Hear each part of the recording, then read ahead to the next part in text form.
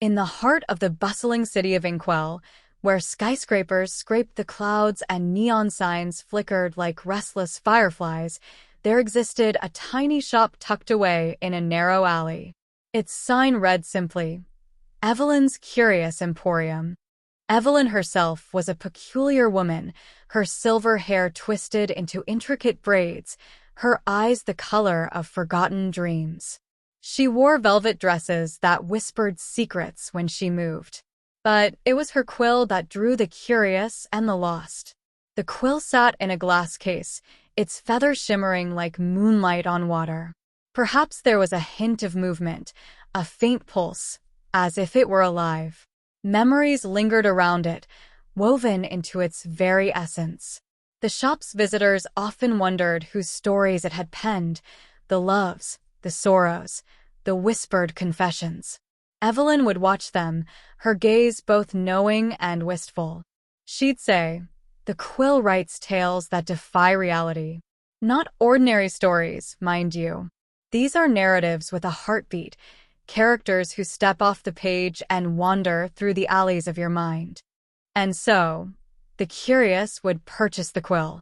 They'd take it home, dip it in ink, and write. Their words flowed effortlessly, as if guided by unseen hands. Characters emerged, the lovesick artist, the time-traveling librarian, the ghost who yearned for warmth.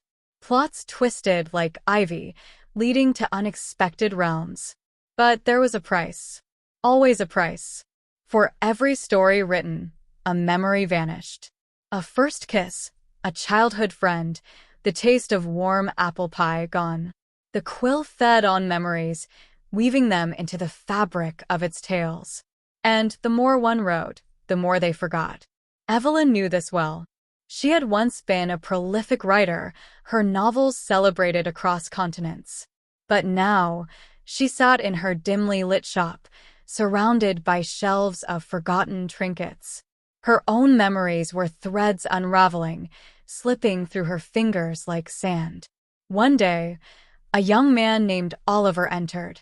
His eyes held the hunger of the desperate. "I need to write," he said. "I need to create."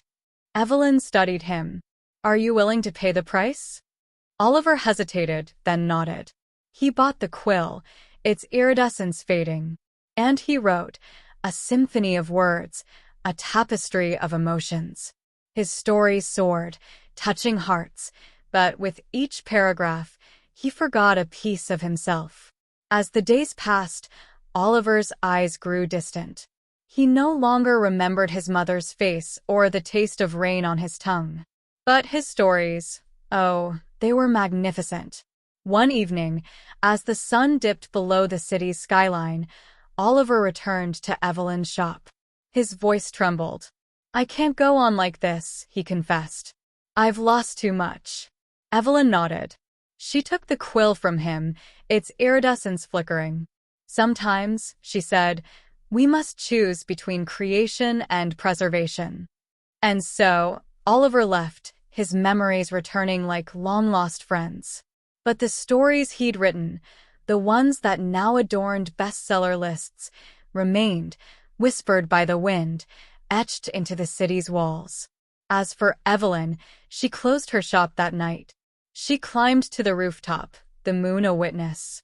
With the quill in hand, she wrote her final tale, a story of sacrifice, of forgotten love, and of a curious emporium that existed beyond time. And then, she let the wind carry her away. Feel free to add layers to this tale.